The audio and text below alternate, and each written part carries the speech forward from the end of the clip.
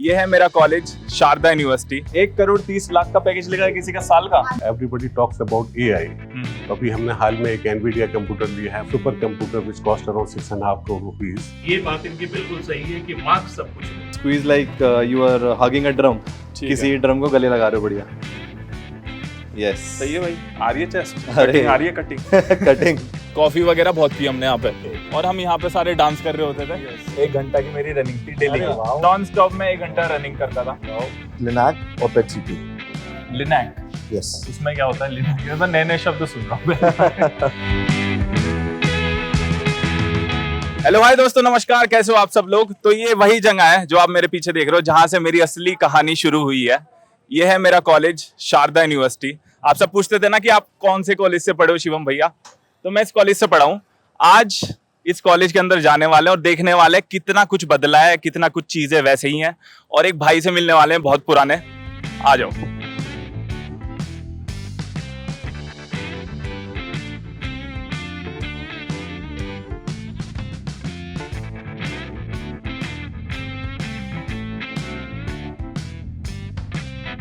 दोस्तों यहाँ अंदर आते ही सारी पुरानी यादें ताज़ा हो गई एकदम। वो वाली फील आ रही है कि मतलब जो 10 साल पहले मैं दिल्ली कॉलेज में आता था। और ये बहुत बड़ी बात है कि जिस कॉलेज में पहले स्टूडेंट के तौर पर आया और आज यहाँ पे दोबारा वापस आ रहा हूँ, और कामयाब तो हो ही गया थोड़ा बहुत, आप भी सब जानते हो। तो आज मैं अपने उस पुराने दोस्त से मिलने जा रहा हूँ, अपने क्लासमेट से मिलने जा रहा हूँ। और अभी भी वो यहाँ पे शारदा के अंदर ही डिजिटल मार्केटिंग में है वो। और अभी हम ये सारी चीज़ देखते हैं। और सबसे पहले हम चलते हैं एडमिशन सेल की ओर, जहाँ से मेरी शुरुआत हुई थी, जहाँ जाके मैंने फॉर्म भरा था सबसे पहला शारदा यूनिवर्सिटी में। आइए मेरे पीछे।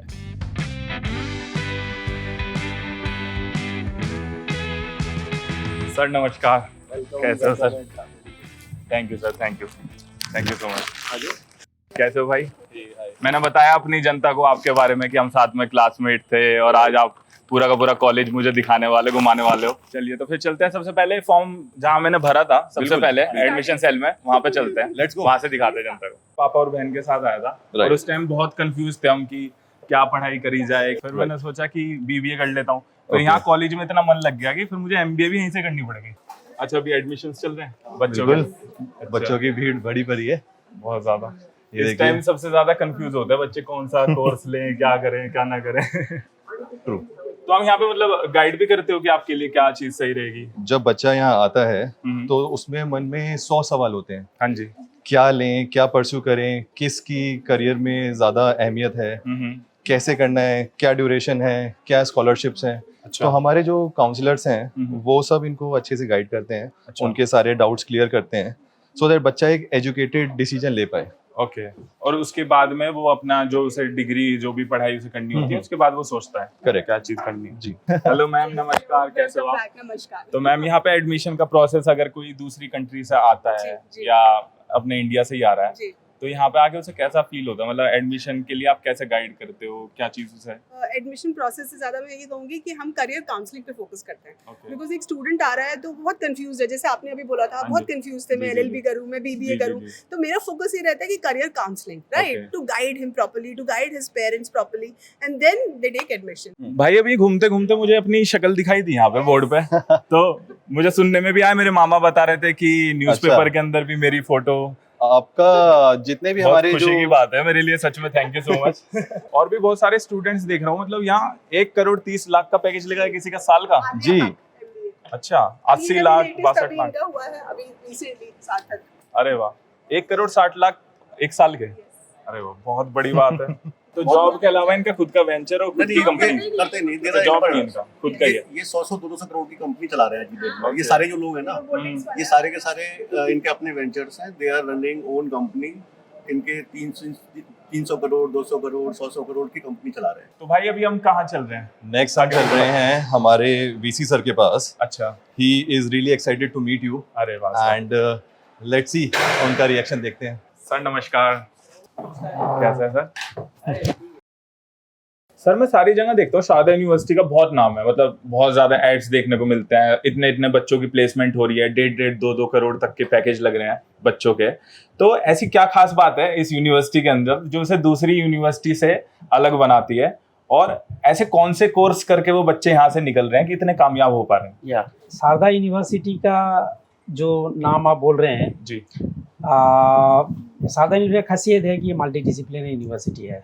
जी सर। हमारे यहाँ 130 प्रोग्राम चलता है। 130 कोर्सेज मतलब? हाँ, अच्छा। जिसका डिग्री बांटे जाते हैं, उनमें से कम 70 प्रोग्राम ऐसे होंगे जिसका वो पीजी लेवल का है, जैसे एमटेक, एमबीए, इस तरह का। बाकी सब यूजी प्रोग्राम है।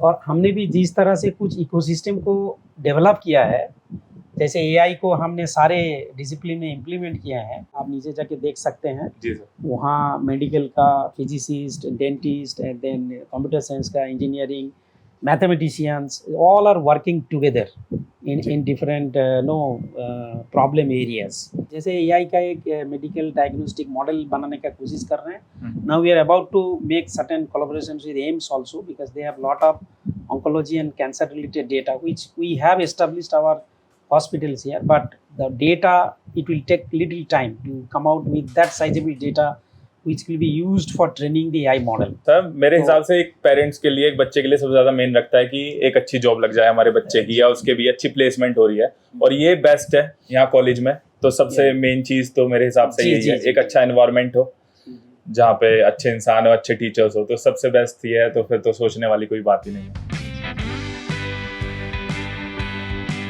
भाई मैं एक चीज देख रहा हूँ कि जब मैं आया था उस वक्त में इंटरनेशनल स्टूडेंट, विदेशी जो स्टूडेंट हैं वो थे, बहुत ज्यादा थे, पर अभी मैं देख रहा हूँ इतने ज्यादा विदेशी स्टूडेंट्स हैं जी। तो कारण क्या है, हमारे शारदा यूनिवर्सिटी में इतने फॉरेन स्टूडेंट्स क्यों आ रहे हैं? ऐसा क्या रीजन है, ऐसा क्या खास है यहाँ? जो ये सारे बच्चे हमारे पास आ रहे हैं, उसके पीछे जो लोग हैं, मैं आपको उनसे मिलवाता हूँ। हमारे जो डायरेक्टर इंटरनेशनल रिलेशंस के हैं, ओके, एंड वो थोड़ा सा विस्तार में आपको समझाएंगे। ओके, तो उनसे जाके पूछते हैं राज जी बात। ठीक है। नमस्कार sir. Hello, nice to meet you sir. कैसे हो सर? मेरा ना एक क्वेश्चन है कि जब मैं पहले आया था, अब से 10-15 साल पहले, मैं देख रहा था कि कॉलेज में जो विदेशी स्टूडेंट्स हैं, जो फॉरेनर्स हैं, वो इतने नहीं थे, बट अब बहुत, जब भी पहले बहुत थे, बट अब बहुत ज्यादा हो गए हैं। तो ऐसा क्या रीजन है कि शारदा यूनिवर्सिटी में ही आ रहे हैं और कहीं और नहीं जा रहे? हमारे भारत देश में इतनी ज्यादा परसेंटेज फॉरेन स्टूडेंट की होना, तो मतलब मैं जानना चाहता हूँ राज क्या है, वो ऐसा क्या पसंद कर रहे हैं यहाँ पे? देखिए, राज ये है, जो हमारे आदरणीय चेयरमैन साहब हैं मिस्टर पीके गुप्ता जी। जी सर। जब इस यूनिवर्सिटी का प्रारंभ हुआ था, जब स्टार्ट हुई थी, तो एक विजन के साथ स्टार्ट हुई थी कि इसको हम एज अ ग्लोबल यूनिवर्सिटी बनाएंगे। जो बच्चे विदेश पढ़ने जाते हैं, जी सर, जो बच्चे बाहर पढ़ने जाते हैं, वो क्यों जाएंगे तो सही, लेकिन ज़्यादा से ज़्यादा बच्चे यहीं रहें जी। उनको सारी व्यवस्थाएं, इकोसिस्टम, इन्वायरमेंट, इंफ्रास्ट्रक्चर, सब कुछ यहाँ मिले जी। तो उस मकसद से, उस विजन से एक बीज बोया गया था जी, जिसका रिजल्ट आप देख रहे हैं। हाँ जी, हाँ जी। अब जैसे 95 कंट्रीज से स्टूडेंट यहाँ आ चुके हैं, तो वो जो माहौल, जो एनवायरनमेंट क्रिएट होता है, वो एक ग्लोबल सिटीजन का क्रिएट होता है। सर एकदम यादें ताज़ा हो गई यहाँ आने के बाद, एकदम से वही वाइब आ रही है कि 10 साल पीछे चला गया वक्त। अच्छा शिवम, तुम क्रिकेट कहाँ पे खेलते थे सर? कुछ याद है तुम्हें? अपनी पुरानी शैतानियां कुछ याद है? मेरा सबसे फेवरेट स्पोर्ट्स था फुटबॉल, क्रिकेट और बास्केटबॉल। गुड, ये 3 चीजें मैं करता था। सबसे ज्यादा मुझे शौक एक्टिंग में भी था। अच्छा। तो मैं सारी जगह ही डिपार्टमेंट में थोड़ा बहुत इधर उधर रहता था। आगे एक ग्राउंड आएगा अभी, हाँ, उस तरफ। अच्छा। वहाँ पे हम खेलते थे बास्केटबॉल। अच्छा। और क्रिकेट भी वहीं खेलते थे। इतना मैं प्रोफेशनल नहीं था, पर था सारी चीजों में, क्योंकि मुझे स्टार्टिंग से ही था कि एक्टिव रहना है, फिट रहना है। मेरी ना सर सुबह की एक दिनचर्या थी। मैं सामने अभी यहाँ से जाके ना मंडेला हॉस्टल आएगा, हाँ। तो मैं हॉस्टल में यहाँ रहता था। तो हॉस्टल में सुबह में डेली 5 बजे उठ जाता था। जहाँ बच्चे 5 बजे सोते थे, वहाँ मैं 5 बजे उठ जाता था। अच्छा। उठने के बाद सबसे पहले मैं लगाता था दौड़। 1 घंटा की मेरी रनिंग थी डेली की, नॉन स्टॉप में 1 घंटा रनिंग करता था। और रनिंग के बाद मैं अपनी डाइट वगैरह ली। उसके बाद नीचे मैंने ब्रेकफास्ट करा। उसके बाद मैं गया क्लास में आने के बाद मैंने अपना 5 बजे जिम करा। सर देखिए, ये यहाँ पे ये जो ग्राउंड है, यहाँ पे एक तो हम यहाँ पे वो पीते थे, कॉफी वगैरह बहुत पी हमने यहाँ पे। इधर हमारा हॉस्टल था भाई, वो हॉस्टल दिखाना उधर।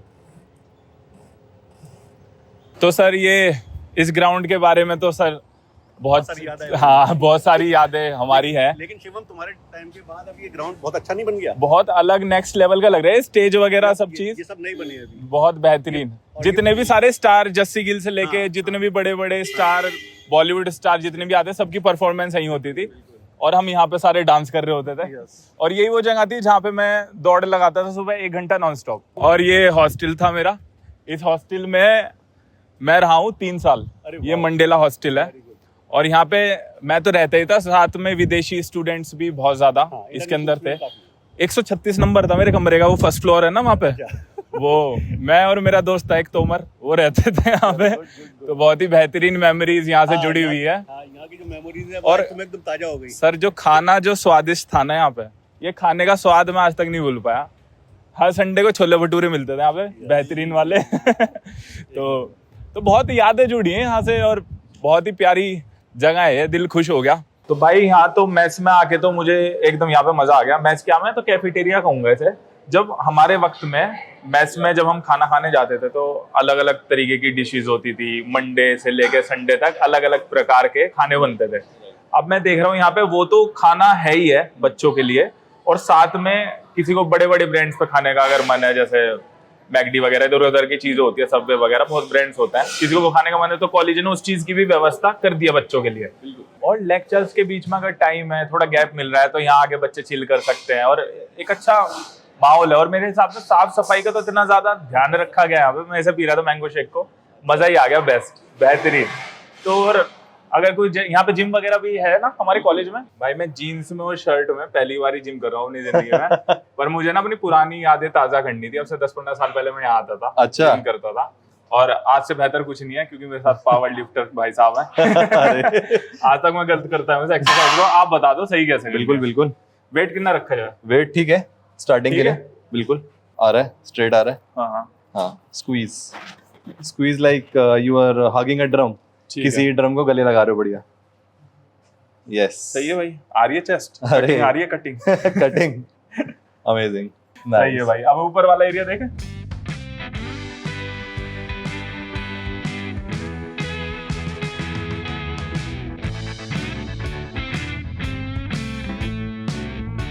तो शिवम भाई, अब हाँ, मैं आपको मिलवाने जा रहा हूँ हमारे vice president of Sharda care health City, अच्छा, जो कि आपको इस पूरी फैसिलिटी, ये state of the art infrastructure, जो पूरा उनकी माइंडसेट है, उनकी जो सोच है इस चीज़ के पीछे, वो आपको सारा इसका ब्यौरा देंगे एंड समझाएंगे कि कैसे Sharda care health city India का one of the leading health में एक प्लेयर बनता जा रहा है। नमस्कार सर, कैसे हैं? Nice to meet you. अच्छा लगा आपसे मिलकर। Thank you sir, thank you so much. तो सर मेरे अपनी जनता की तरफ से और खुद की तरफ से भी कुछ सवाल है आपके लिए। बहुत अच्छा होगा अगर आप उसका जवाब दें। मैं ये जानना चाहता हूँ कि शारदा हॉस्पिटल बहुत पहले से है यहाँ पे। मैं भी बहुत पुराना स्टूडेंट हूँ, 10-15 साल बाद कॉलेज में आया हूँ। तो शारदा हॉस्पिटल और शारदा हेल्थ सिटी, इन दोनों में क्या फर्क है? मतलब वो तो पहले से था ना, फिर ये दूसरी चीज, अभी यहाँ पे ये चीज आपने क्यों एकदम? तो शारदा हॉस्पिटल स्टार्टिंग से ही it's been associated with the medical college. तो जितने भी बच्चे पढ़ते थे, सीखते थे, वहाँ पे पोस्टेड रहते थे।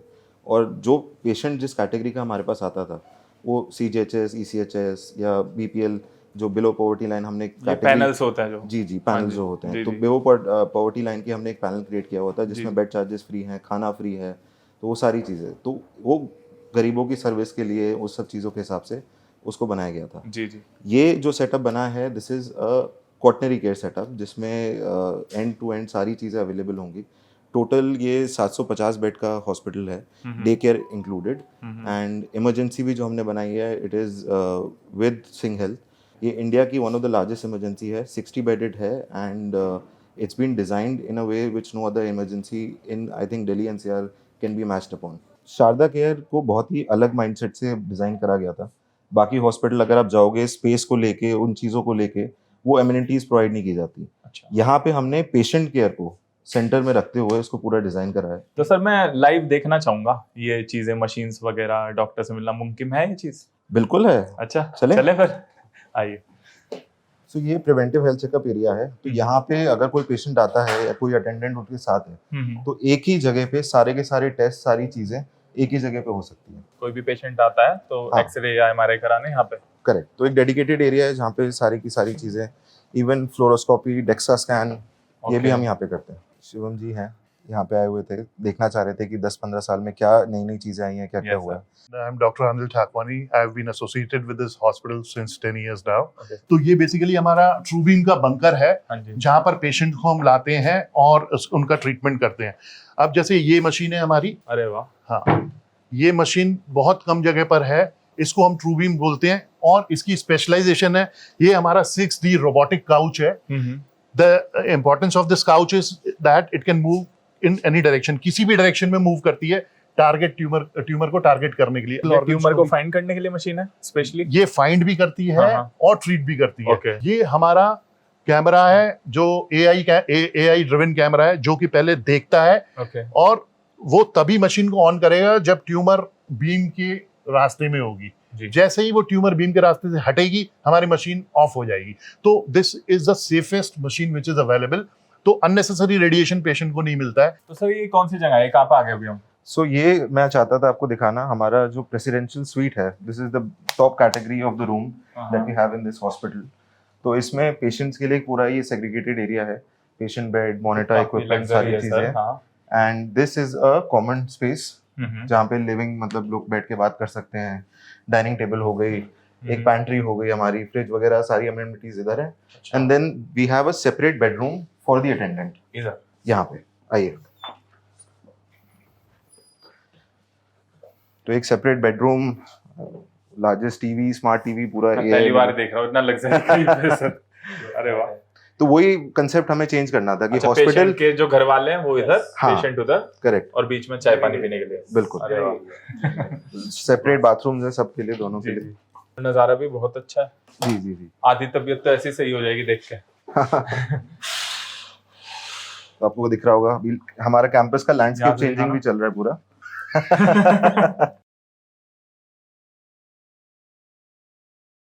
तो भाई ये लाइब्रेरी तो काफी ज्यादा चेंज हो गई है पहले के मुकाबले। ये लाइब्रेरी आपके पूरे क्षेत्र में वन ऑफ द फाइनेस्ट है। जितने आपको रिसोर्सेज यहाँ मिलेंगे उतना कहीं नहीं है। किताबों की खुशबू आ रही है अंदर घुसते ही। A warm and hearty welcome to the state-of-the-art Learning Resource Center of Sharda University. Our Learning Resource Center is fully automated using integrated library management software Koha, and we are also using cutting-edge technology like ILMS, DSpace, and RFID, and another services and facilities like digital library, institutional repository, e-library, and content management services, document delivery services. Our user can access all kinds of resources remotely from anywhere, anytime. Sir मुझे जानना है कि students के लिए यहाँ पे books हैं पढ़ाई करने के लिए, नॉर्मल कॉलेज में जो अलग अलग सब्जेक्ट्स हैं, तो क्या इनके लिए अगर किसी को कॉम्पिटिटिव एग्जाम की प्रिपरेशन करनी है, क्या उसके लिए भी यहाँ पे बुक्स हैं? Yeah, we have huge collections of competitive examination.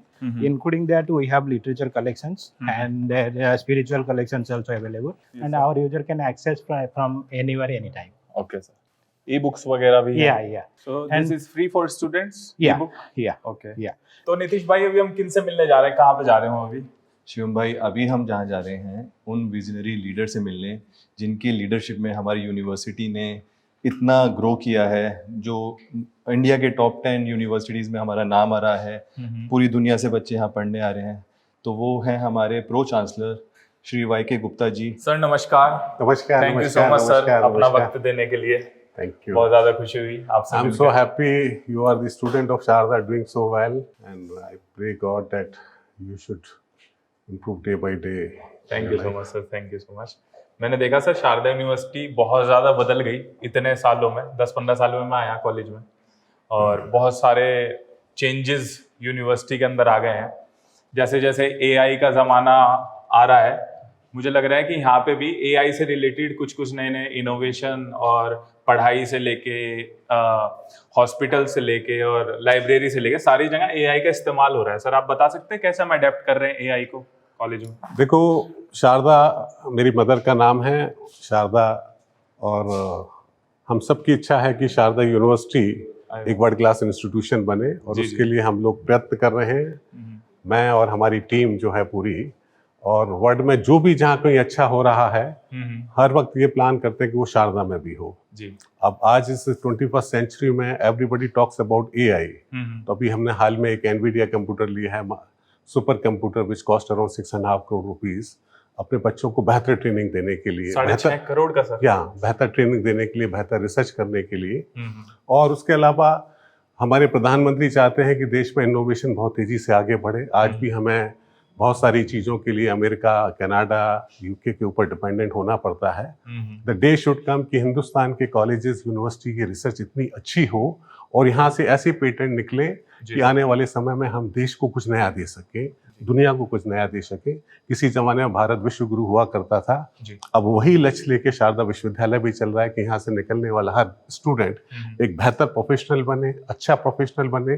देश और दुनिया में जो अच्छा हो रहा है वो शारदा में वो फैसिलिटी उसको मिले।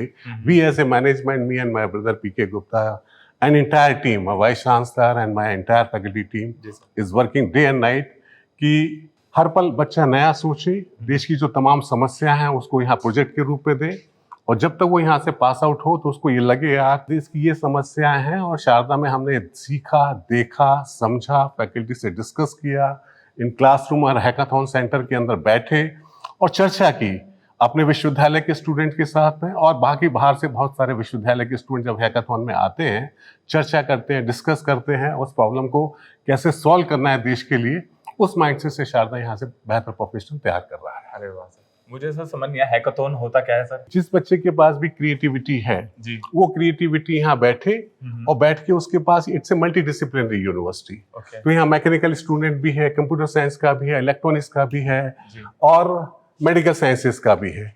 तो किसी के पास भी क्रिएटिविटी है और उसको बाद यहाँ पर घंटों बैठे डिस्कस करे उस प्रॉब्लम का क्या बेहतर सॉल्यूशन हो सकता है, इसलिए हैकाथॉन सेंटर बनाया है। और इस हैकाथॉन सेंटर में पूरे देश से स्टूडेंट आते हैं यहाँ पर डिस्कस करने के लिए, बात करने के लिए, और उनकी जो भी क्रिएटिविटी है, जो नए आइडियाज है, उस पर डिस्कशन होता है। एंड आई एम श्योर आने वाले समय में एक बेहतर यूनिकॉर्न शारदा विश्वविद्यालय से भी निकलना चाहिए। आज स्टार्टअप की दुनिया है, पहले कभी लोग स्टार्टअप की बात सुनते नहीं थे, और आज लगभग देश में आज की डेट में लगभग 1,60,000 स्टार्टअप हैं, वो यहीं से यूनिवर्सिटी कॉलेजेस से निकले हैं।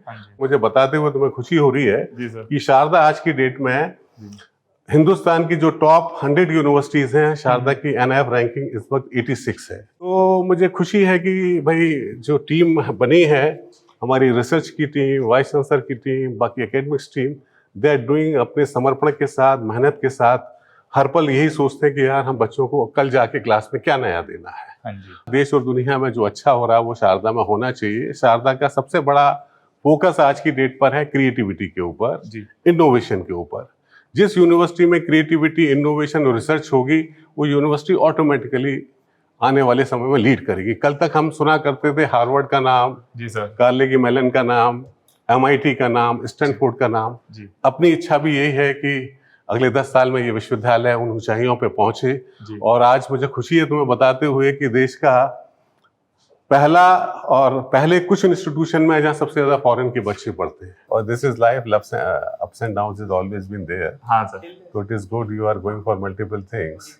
सर अगर कुछ मेरी लाइफ में बुरा भी होता है, मैं सोचता हूँ कि भगवान ने कितनी चीजें दी हैं, तो उन चीज के लिए थैंकफुल रहो। और हमेशा एक वक्त नहीं रह सकता कि हमेशा अच्छा ही चलता रहे, थोड़ा बहुत अप एंड डाउन्स भी आते हैं। बिल्कुल सही जी sir, I agree with you. तो दोस्तों ये वो बिल्डिंग है जिसमें मैं पढ़ता था अब से 10-15 साल पहले। 3rd फ्लोर पे था मैं, और यहीं से BBA, यहीं से MBA।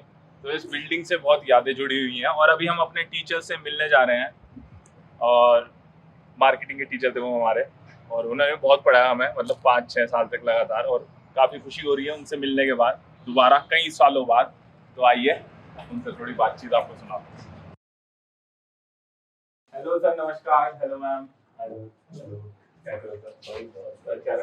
अरे तो भाई नहीं, बहुत बढ़िया भाई, नाम तो कर दिया आपने। जब देखो भाई मैं देखता हूँ तीसरी आप ही की आ जाती है।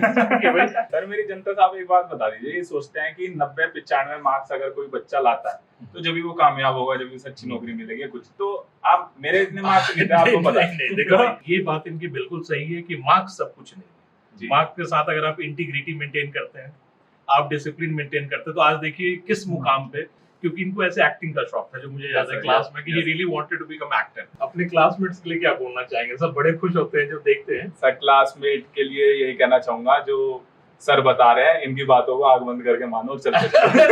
नहीं, क्योंकि ज्ञान का भंडार यहीं पे ही है, जो ये बताएंगे बिल्कुल सही रास्ता बताएंगे। हाँ जी।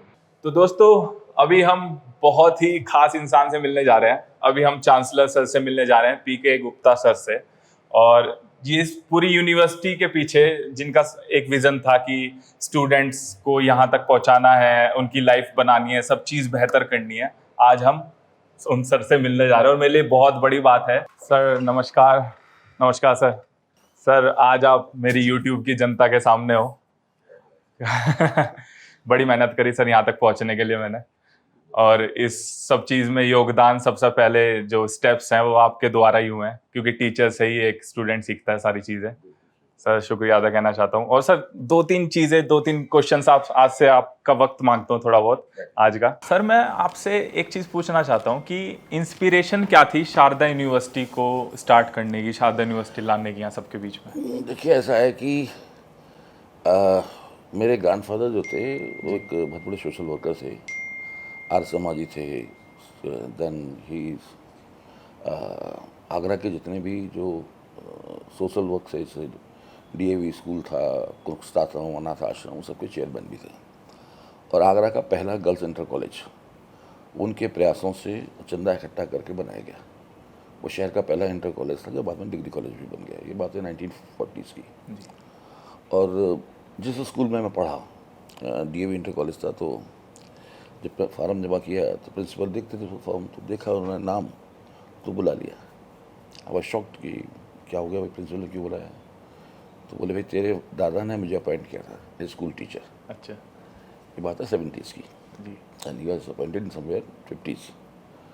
तो बोले आज मैं प्रिंसिपल बना हूँ। फिर उन्होंने उनके बारे में काफ़ी बात ऐसी कही जो बड़ा इंस्पायरिंग थी।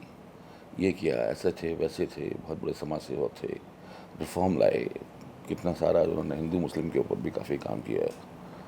तो उस 16-17 साल की उम्र में वो बातें बहुत मैटर करती हैं। और मुझे लगा कि वो इतने बड़े पर्सनालिटी थे, कहीं शायद मन में होगा कि मुझे बाबा जैसा एक समाज सुधार करने के लिए कहीं ना कहीं इंस्पिरेशन आ जाती है।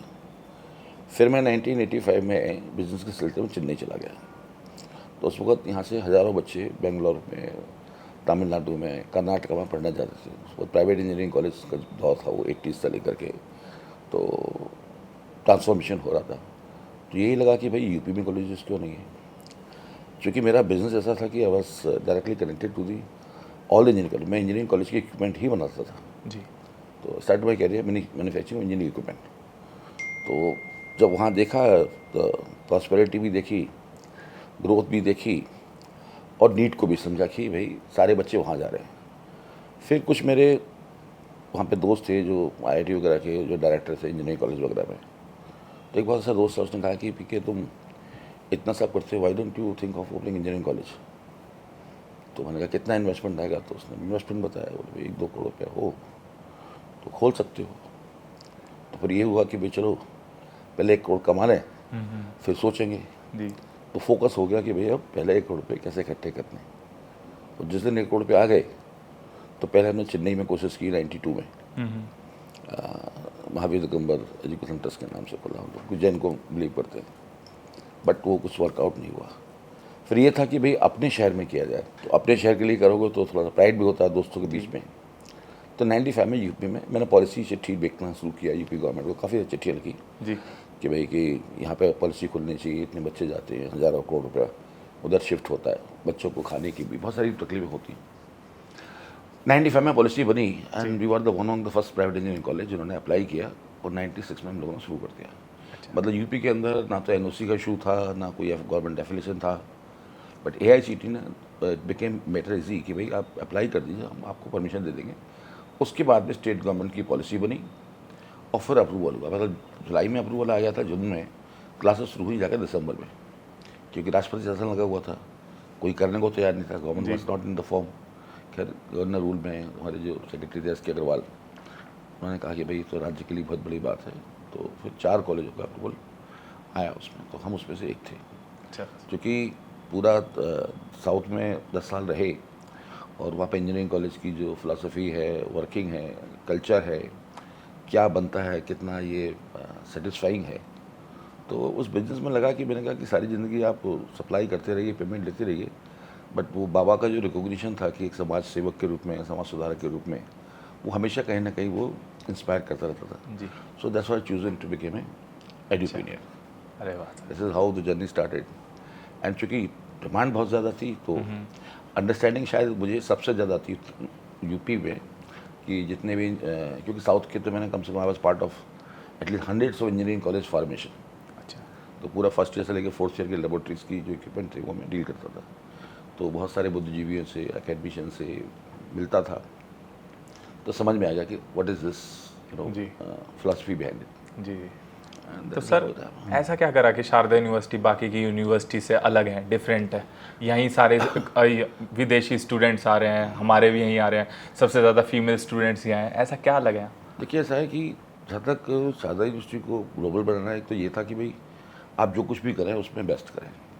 दूसरा, शिक्षा सबसे बड़ा दान है जी। मेरी सीधी फिलॉसफी रही है कि हम अगर दान नहीं भी दे रहे, हालांकि स्कॉलरशिप वगैरह आप देते हैं काफ़ी सारी, बट फिर भी स्टूडेंट के फंडिंग से ही होती है। एक बच्चा देता है, दूसरे को स्कॉलरशिप देते हैं, लेकिन शिक्षा में किसी तरह का अगर न्याय नहीं करते तो पाप कर रहे हैं। Because this is the biggest sin being in education, you are playing with the students life. तो मन में भावना यही रहती है कि अच्छे से अच्छा करना, जितने रिसोर्सेज हैं बढ़िया पढ़ाना, बढ़िया टीचर लेके आना, और स्टूडेंट को मोटिवेट करना और टीचर को मोटिवेट करना कि ये दुनिया का सबसे नोबल कॉज है। हाँ जी। इससे सेटिस्फाइंग जॉब दुनिया में कोई हो ही नहीं सकता, क्योंकि किसी के जीवन को बनाना, उसको मार्गदर्शन देना और उसको उसकी मंजिल तक पहुंचाने में जो गुरु का हाथ होता है ना, वो उस जैसा कार्य कोई नहीं जी। Second is medical profession. जब एक डॉक्टर किसी पेशेंट की जान बचाता है जी। तो ये था। तीसरा ये था कि जीवन में 3 आधारभूत आवश्यकताएं होती है, पहले रोटी, फिर health and third is education. जी। तो मैंने 2 काम कर लिए। सेकेंड वन, हेल्थ केयर में भी हम लोग हैं, हम लोग यहाँ पे अब तक 20-25 लाख पेशेंट को फ्री में ट्रीट कर चुके हैं, OPD करते हैं हम लोग। शारदा के हॉस्पिटल है जो हॉस्पिटल है। और एजुकेशन में भी अब तक 30,000 तो यहीं से निकल के शारदा यूनिवर्सिटी से, आई थिंक 60-70 हज़ार बच्चे आगरा के जो 4 कैंपसेस हैं, 3 कैंपसेस, वहाँ से भी निकल गए। तो रफली अराउंड 1 लाख बच्चे पढ़ के निकल गए। अब तो मैं ख्याल है कुछ बच्चे ऐसे भी आ रहे हैं कि जो हमारे पहले बैच के पास आउट स्टूडेंट के ही बच्चे आने लगे यहाँ पे। हाँ जी। क्योंकि 2000 में पहला बैच पास आउट हुआ था, तो आई थिंक उनके बच्चे भी अब जो है 25 साल हो गए, काफ़ी सारे बच्चे उनके भी आ रहे हैं। तो आई थिंक इससे ज़्यादा खुशी नहीं होती, क्योंकि this is something very satisfying job, teaching and entrepreneurship, जहाँ पर आप बच्चों को देखते हैं। क्योंकि मुझे लगता है कि मेरे 6 बच्चे हैं हमारी फैमिली में, मैं और उधर के, बट मैं मानता हूँ मेरे जो 30,000 पढ़ रहे हैं, 1 लाख पास हो, वो भी मेरे बच्चे। जी सर। क्योंकि आप अपने पेरेंट का नाम नहीं चेंजते, वैसे अपने स्कूल यूनिवर्सिटी का नाम भी चेंज नहीं कर सकते। सही बात। और दूसरी बात क्या है कि एक कंटिन्यूस एस्पिरेशन भी है कि भाई जो बच्चे यहाँ के पास आउट हो, उनको अपने यूनिवर्सिटी पे प्राउड होना चाहिए जी। अगर हम अच्छा नहीं करेंगे तो बच्चों के अंदर भी एक गिल्ट की फीलिंग होती है। सही बात। आप IIT के बच्चे होते हैं, from IIT Delhi, IIT Kanpur, IIM, तो वी वांटेड ऑल्सो कि हमारे बच्चे ज़्यादा से ज़्यादा प्राइड फील करें अपनी यूनिवर्सिटी के बारे में, और उसको पूरी दुनिया में बताएं कि भाई we are from Sharda. Sir, आज तक की सबसे बड़ी, सबसे बेहतर अचीवमेंट शारदा यूनिवर्सिटी की, जब भी आप सोचते हो उस बारे में आपके चेहरे पे एक स्माइल आ जाती है, वो क्या चीज़ है सर? देखिए, एक तो क्या था कि मेरे लिए जो सबसे बड़ा प्राइड फैक्टर है कि 2-3 चीज़ें हैं जो मुझे बड़ा प्राइड फील कराती। वन, कि मैंने 99 में जब उत्तर प्रदेश में 50% सीटें फ्री, 50% पेड होती थी, तो काफ़ी कॉलेज खुल गए, तो लास्ट में कुछ सीटें बच गई थी, तो नेगोशिएशन हो रहे थे। तो मैंने कहा भाई नथिंग डूइंग, मेरा मानना है कि girl child is the first teacher of the universe. माँ जो होती है सबसे बड़ी दुनिया की पहली टीचर होती है जी। तो if I have to do any charity, let me do for girls. एक लड़की थी जो खड़ी हुई थी काउंसलिंग काउंटर पे कि पापा मुझे पढ़ा दो, नहीं फीस ज़्यादा है, नहीं पढ़ा सकता। तो मुझे बुरा लगा, मैंने कहा कि क्या बुलाया मैंने पेरेंट्स को, क्या दिक्कत है? तो बोले वो फ्री सीट में एडमिशन ढूंढे, मैं पेड नहीं सकता, मेरी फाइनेंशियल स्थिति है। मैंने कहा मैं उसको फ्री में पढ़ाता हूँ, जो फ्री सीट की फीस आप इसको करता हूँ। तो उसने एहसास हुआ कि लड़कियों को अगर हमने पढ़ा दिया, उनको एजुकेट कर दिया, तो समाज बदल जाएगा, क्योंकि 50% कंट्रीब्यूशन वुमेन का ही है। If they are educated, country will educated. और मेरे ख्याल से 70 सालों में, मतलब 75 सालों में हमने शायद उतनी तरक्की नहीं करी जितनी हम कर सकते। उसके पीछे one of the reason is कि हमने महिलाओं को, लड़कियों को अशिक्षित रखा, उन पर रिजर्वेशन नहीं दिए। तो उस पर मेरा हमेशा से मानना है, जहाँ कहीं भी स्कॉलरशिप देनी होती है, चॉइस देनी होती है, तो मैं बच्चों को देता हूँ। अच्छा। वन, कि घर में मतलब वो तितलियों की तरह, चिड़ियों की तरह चटचाट करती रहती हैं, और समाज के अंदर बदलाव लाने में उनका बहुत बड़ा रोल है। सही बात। दूसरा ये था कि वी वांटेड कि हिंदुस्तान का चूँकि बिजनेस हम लोग 140 करोड़ की आबादी है, तो पूरे विश्व में अगर जाना है और काम करना है ना, तो हमको विदेशी लोग भी चाहिए। आप यूएस में देखिए, आप ऑस्ट्रेलिया में देखिए, यूके में देखिए, उनकी इकोनॉमी के डेवलप होने का one of the major reason है कि पूरे दुनिया से लोग आते हैं वहाँ, आके चिंतन मंथन करके नए आइडियाज़ डेवलप होते हैं जी। और उस आइडियाज़ पे वो फिर कॉमर्शियल वैल्यूज़ निकलते हैं उसके, एंड दैट बिकम सक्सेसफुल। दूसरा क्या है कि एक आपका जो कल्चर है, जो साइकी है, वो भी दुनिया को इन्फ्लुएंस करता है। प्रधानमंत्री का विजन है कि भाई हम विश्वगुरु बनना है, हम थे, हम आज भी हैं, पूरी दुनिया हमको बड़ा प्राउड से देखती है कि हमारा सिविलाइजेशन, हमारा कल्चर, हमारी हिस्ट्री इतनी सॉलिड है। तो आज की डेट में future business lies only in Africa, तो हमारा फोकस भी अफ्रीका ज़्यादा है। अच्छा। क्योंकि हिंदुस्तान अफ्रीका से बड़ा है और हिंदुस्तान का जो बिजनेस का जो बड़ा मार्केट जो है अफ्रीका है, टेक्नोलॉजी के बेसिस पे भी। अच्छा। चाइना की भी ग्रोथ आप देखिए तो यूरोप के अलावा भी Africa is a big market for them. तो इंडिया हैज़ टू ग्रो क्योंकि उसकी आबादी बहुत बढ़ रही है और बहुत बड़ा कॉन्टिनेंट, 100 करोड़ की आबादी है अफ्रीकन कॉन्टिनेंट की। तो there is a bigger opportunity for Indians to work there, और काफ़ी लोग काम भी कर रहे हैं। तो वो बड़ा प्राइड महसूस कराता है कि जब यहाँ पे भी हुआ था ग्रेजुएशन डे, इतने सारी कंट्रीज़ के एम्बेसडर आ रहे हैं, बच्चे मुस्कुरा रहे हैं, डांस कर रहे हैं। तो you know it's very vibrant campus, you know, like you see the student from all over India, student from all over world.